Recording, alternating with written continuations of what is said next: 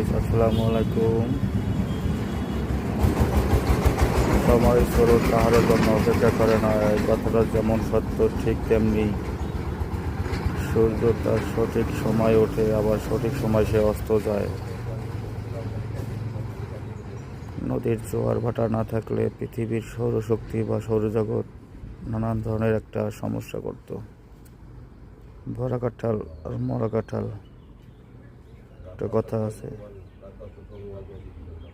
প্রকৃতির মাঝে হারিয়ে যায় যেন। গরমের মধ্যে একটা বাতাস, শীতল বাতাস বইতে আছে।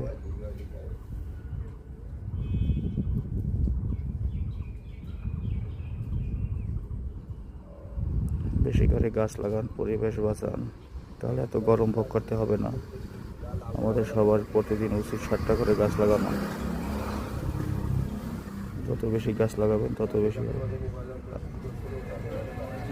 আর ওই যে মেহগনি গাছ, কত সুন্দর ফুল ফুটেছে, একটা ফল হবে, ফলটা খেতে খুব মিষ্টি মিষ্টি লাগে, ছোট খেতাম।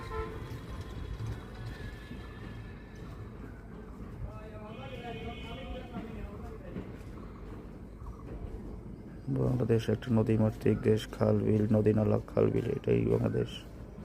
আল্লাহর একটা শ্রেষ্ঠ উপহার বাংলাদেশকে দিয়েছে আল্লাহ। সব দেশে দেয় তেল, গ্যাস, খনি, আর আল্লাহ আমাদের দিয়েছে পানি।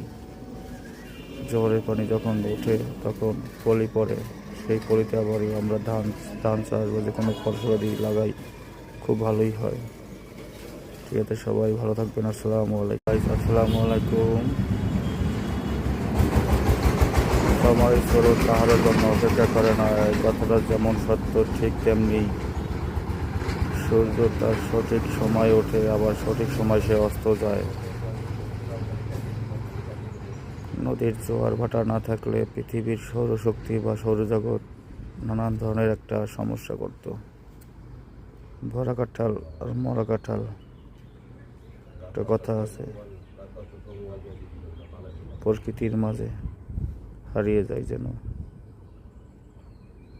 গরমের মধ্যে একটা বাতাস, শীতল বাতাস বইতে আছে।